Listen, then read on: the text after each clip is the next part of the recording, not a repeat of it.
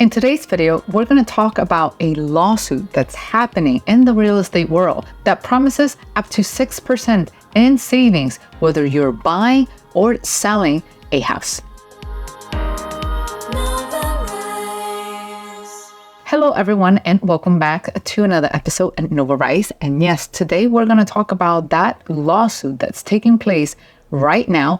And if the plaintiff wins, we might start seeing savings of up to 6% in the purchase of your home, or even in the commission that you have to pay as a seller for the sale of your home. Imagine saving yourself 5 to 6% in a $1 million house. That's a lot of money. So the first thing that I want to ask you is, can you please give us a summary of what's going on? Yeah, sure. So what's happening in the real estate world right now is that there are a couple of lawsuits happening at the same time. So they are, from my understanding, 2 class action lawsuits against real estate brokers, and the Department of Justice is also after real estate brokers that are charging commissions for the sale. So to bring everyone up to speed, a class action lawsuit means a lawsuit that is presented on behalf of a large group of people. So that's one. And to give you a bit of a background as to what's happening with the whole real estate commission thing, the way it normally works in a real estate transaction, whether you're buying or you're selling, is that, let's say, for example, I'm the seller, right? And you're a buyer. I am putting up my house for sale and I want to hire a realtor to represent me in this transaction. So before even putting the house in the market, the negotiations happen and the realtor comes to me and says, I will help you sell your property, and in exchange for my services, I'm going to charge you 6%, right? And the house goes into the market, and then you as the buyer, you come in, you purchase the property, and you, quote unquote, as the buyer, you do not pay for any commission, meaning, because that's my responsibility, you don't have to pay for that. And so the lawsuit, it's taking place in order to fight that 6% commission for many reasons. One, they're portraying the sellers as the victims because, hey, like, it's eating into their profit. I mean, it's different if you are a person that's dedicated to the business of building and flipping homes and then just making that for a living, and that would just simply be viewed as a operating cost. But then if you're actually a homeowner who is trying to maximize the most on your home because you lived there forever and you want to get the most out of it, you're just going to have to take a cut because you have to pay for the commission. So the way it's been presented is that it is viewed as collusion, meaning it's a big group of people, in this case, this big group of brokers that come into the picture and say, hey, I'm going to help you sell this, but, I'm going to charge money. And ultimately, it's like they're the ones getting rich, quote unquote, and then the seller is the one who just have to suffer the losses or deal with gaining less money in the sale of their home. Would you be able to explain a little bit more of the layers of this onion? Because you were talking about realtors, agents, brokers. How does everything add up to this case? Yeah, sure. So the way it works is that there is a real estate broker and there's a real estate agent. So once again, let's just put this as an example. Let's say I'm a real estate broker and you're a real estate agent. So as the broker, I have the right and the power to work independently. So I own this club, right? Like I have a network of customers, a network of houses, a network of people that come to me. And I, as the broker, can sell a property as an agent, but I can also choose to not work as an agent and still receive a commission from the agent. You come into the picture and let's say you are the real estate agent. So you as the agent, you have the authority or the right to represent someone in a sale or purchase transaction, but you are not allowed to work on your own. You have to belong to a brokerage house, meaning you have to be part of someone else's club. So you can choose to go to John Doe's club, or you can come to my club and work for me under my win. So that's in essence what that means. So how does the realtor can go to the next level, meaning become the one who's actually getting all the realtors to pay himself? Just years of experience, you open your own brokerage house and then eventually you do that. So like when someone is brand new, like you have to start somewhere, because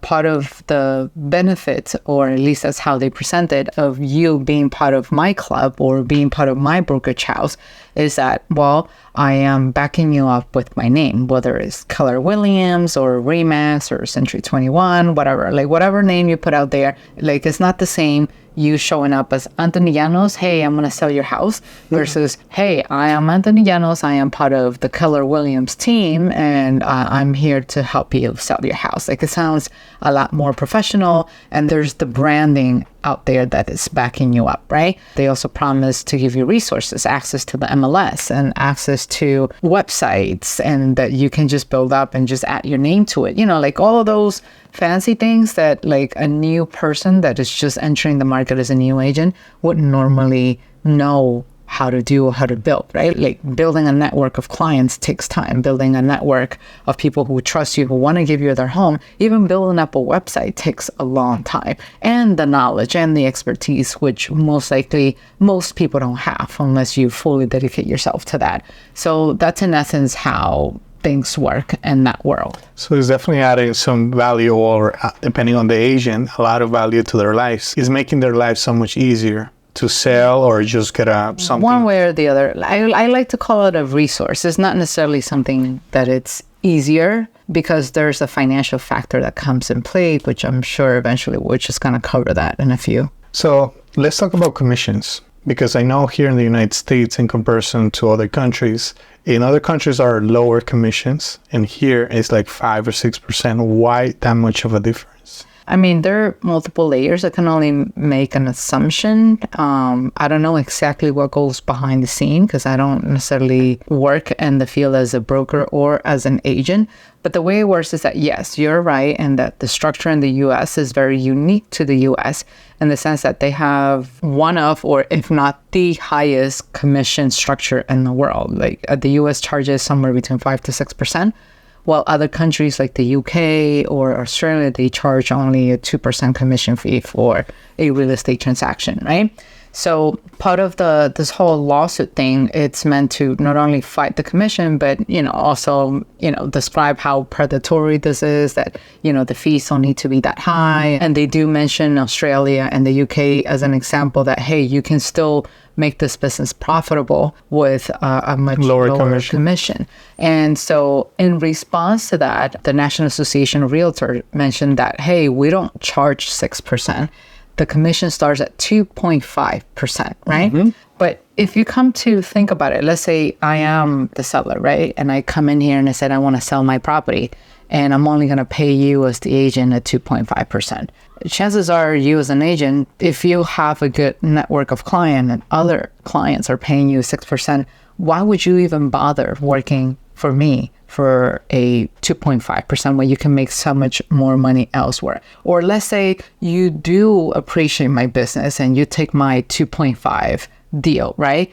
But even if you do take that, chances are you will still prioritize those sales, and where the seller is going to give you a higher commission. Mm-hmm. So one way or the other is that, like, the market in itself is forcing that 6% commission because of the competition. And at the end of the day, I mean, let's just play devil's advocate. Like, it's not the agent's fault or the brokerage house fault, sort of, because everyone needs to eat, right? People have bills to pay. They need to pay their rent or their mortgages, feed their families. So why would you devote a certain amount of time willing to accept less when you could be making more elsewhere? That's the side of the story that I know. Now, what else is feeding into that whole 6% thing and why it needs to be 6%? I don't know exactly, but if I have to make an assumption, I also think it has to do with the whole commission structure breakdown between the agents and the brokers. So can you elaborate more into the breakdown?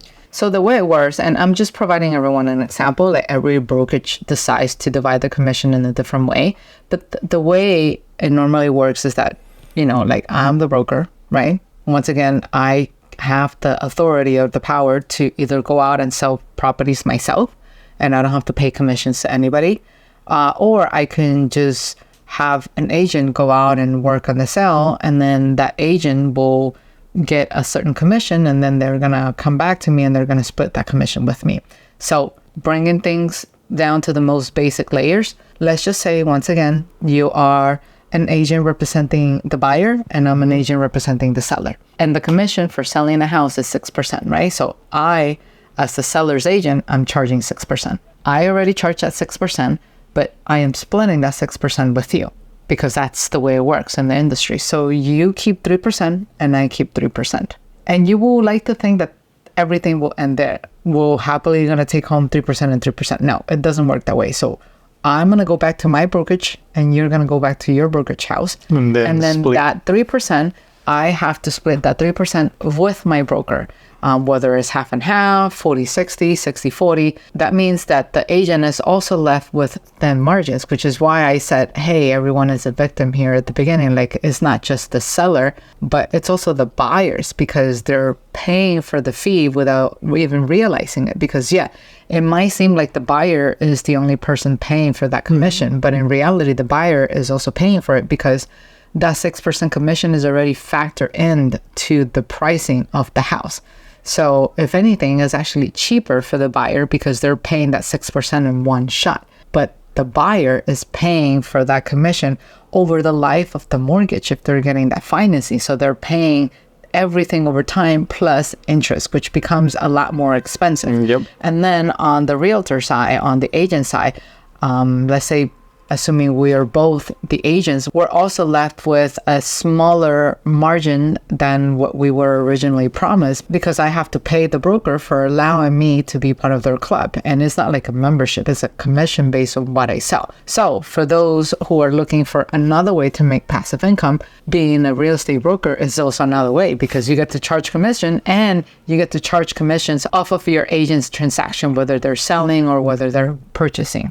This brings me to the question, more than a question will be a statement that this is the reason why some people decide to become real estate agents, so they can start saving that money that they will usually pay on fees when they're selling their house. Yeah, I mean, you have to really like what you're doing or really want to go into it. Like, don't become a real estate agent just to save money on a transaction for a one-time purchase. I mean, you could, but it's not really a good use of your time, you know, studying all those hours, paying for the exam, and then passing the exam just to save that money on that one transaction, right? But if you are going to be a real estate professional, meaning you're going to be a realtor for a living, or if you're going to do real estate investing, it pays well for you to get that real estate license because at the moment of buying or purchase, you're basically saving money or making money depending on how you want to look at it because it's a fee that you don't have to pay. If anything, you're saving and you're keeping money in your pocket. In fact, one of our students actually does that. Like, he was able to buy his multifamily home with only 25 years old, and he became a real estate agent as well. So he not only saved, I think he actually made money off of that transaction, and he was able to close and all that stuff. So why all of a sudden there's a lot of interest on this topic of removing those fees? Well, I mean, the whole drama, so to speak, around the commissions and the lawsuits, this is not new. Like, apparently there's been a couple of lawsuits that happened in the past, but they didn't really gain that much traction. So the reason why it's gaining more traction right now is because of all this drama around affordable housing. The Biden administration was actually hit with high inflation, high interest rate, expensive houses and unaffordability issues. And so they took an interest in this case because if they manage to make an example of this, then that means that they can look good in front of everybody. Hey, the Biden administration came in and now they make housing more affordable by eliminating that 6% commission. So it is a 6% savings for both ends, for the seller and also for the buyer. The only downside of this, and I mean, eventually somebody's going to have to pay, right? Something's going to give. And it looks like the real estate agent is the one that it's going to have their slice, eaten by someone else or like reduced in a way if this happens, because it's not the same splitting it 3%, and then taking some back to the brokerage house versus getting a 2% commission where you get to keep 1% and then I get to keep 1%. That leaves me with almost nothing by the time I split the rest with the brokerage house. Then you need to do more volume. And it's more work. And I mean, we all know the intricacies that goes into selling a property. It's not as straightforward as it can be. Some transactions take longer than others depending on the lender. Some banks work faster, some banks are not so fast. So we'll see how things work out in this scenario. So to dive a little bit deeper into the reason why there is so much interest nowadays into this subject of cutting commissions, why do you think is this happening? Is there anything deeper than? I mean, what's happening behind the scene or in Congress, I'm not quite sure. This is just me making an assumption. You know, like I saw Biden somewhere in the article and I thought, oh, hey, it's part of the agenda. But something else I also found is that maybe this whole commission breakdown is not so easy to take down, so to speak, because it turns out that the National Association of Realtors is one of the biggest lobbyists in Congress. And based on what I saw, I think that the National Association of Realtors has 1.5 million agents in the U.S., and they each pay $150 on annual fees. So just on commissions alone, they're making $225 million. And based on what I saw in 2022, they made, a significant contribution of $80 million to Congress. But once again, I mean, this is just things that are starting to resurface right now. Like, I don't necessarily know, hey, was the lobbyist making that donation, quote unquote, towards the Biden administration, or was it to a different administration? Was it to a set political party? Was it to a Democrat party? Or I don't know.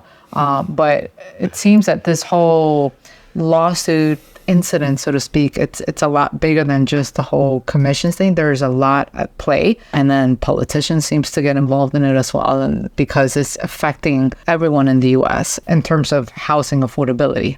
So let's say that the commissions are cut down, like the lawsuit goes through. What do you think is going to happen to real estate agents or brokers? There are a couple of proposals in the equation, and here's what I want everyone's take on it, especially those who happen to be real estate brokers or agents. One of the many solutions that are proposing is that the agents or the brokers charge for a set fee, right? So like you come to me and I say, well, based on everything I'm seeing in your property and the area and yada yada, I'm going to charge you this much money, right, to help you handle the transaction. And what this allows everyone to do is that they can go out and shop around, like which realtor is going to charge me less money, right? But then there's also an argument against this, and where the National Association of Realtors is saying, well, I mean, if we follow this model, then we're going to make housing a lot more unaffordable for first-time home buyers, because, they typically have like a tight budget of savings because they're just entering the market. The analogy is that people who are first-time home buyers, they tend to be younger, so they have saved less money in their lifetime. But I mean, I personally don't agree with that statement, because the buyer is paying for that commission no matter what. Like I said, maybe they're not paying it up front for the realtor's time, but they're paying it over the life of the mortgage, because those closing costs typically are included in the mortgage for most cases. Some may choose to pay for the closing costs up front, but you have to be very aware of it. For the most part, in those transactions, the closing fees are silently included as part of the mortgage, and you don't even realize that. And let's face it, like when you're looking at a closing document, or whenever you're about to close on a property, you get so many documents, and it's really hard to understand, okay, here's what I'm paying. Because when you have thousands of dollars spent, sometimes looking at the numbers, it becomes complicated, and maybe you'll be like, okay, that's an extra $500 there. Yeah, I'm but you don't pay $3,000 in comparison to like $1 million. I'm paying $300,000 for a house was $500 more, but like $500 here, $500 there, $1,000 here. Everything starts adding up. That's why when it's time to purchase a house, you typically hear either your realtor or the closing agency say, make sure you have $10,000 to $20,000 set aside in order to cover the closing costs. But for the most part, it's very difficult for a first-time home buyer to have that much money aside. So what they wind up doing is, hey, let's just lump it into the mortgage and I'll just pay it over time, not foreseeing that paying over time also includes interest, because it's the interest of the mortgage that also gets added to it. So that's one. So having a set fee, it's one of the solutions. Another solution that was proposed is that as a realtor, you get to charge by the hour, which I don't necessarily agree with it, because it's just not a model that will work for everyone, because each sale is different. You cannot say, hey, well, this sale is going to take me 5 hours to sell or 10 hours to sell. So do you think by paying a realtor by the hour will be more efficient, because now the seller will be looking for someone who can get the job done as soon as possible? Well, like I said before, it's not something that can be measured, because you can have a house. Not every house is going to sell the same. Even if it's in the same area, you're dealing with different customers. So I might be having property A for sale and I get one type of customer.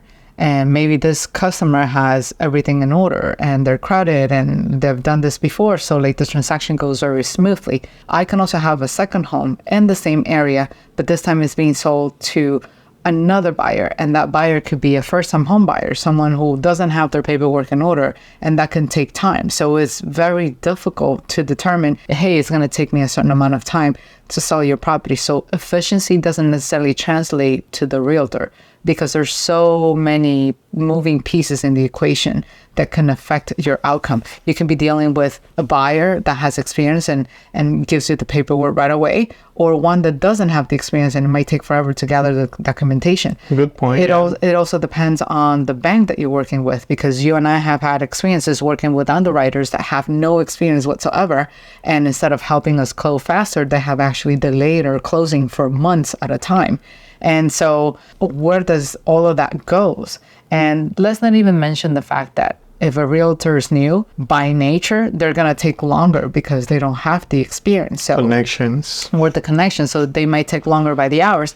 And I think in that case, it could work against them, because, hey, you're brand new and I don't want to be your guinea pig. And so you're new and you're not making any commissions whatsoever. And nobody wants to work with you because, hey, it's just translating to more hours, which can lead to the new realtor working for free, which I guess is a price to pay. But imagine putting the pressure on someone who is the primary breadwinner for their family and they're not making enough to provide for everybody. So once again, like, it could be one solution for some people, but in the end, someone's going to wind up paying for the not so good stuff that comes out of this entire loss dynamic. So I'm actually curious to hear everyone's opinion, especially those who are real estate agents or brokers. What do you think should be the right course of action in this case? Whether the commission should be slashed, or maybe any other suggestions that we haven't thought of or that the article in itself hasn't mentioned.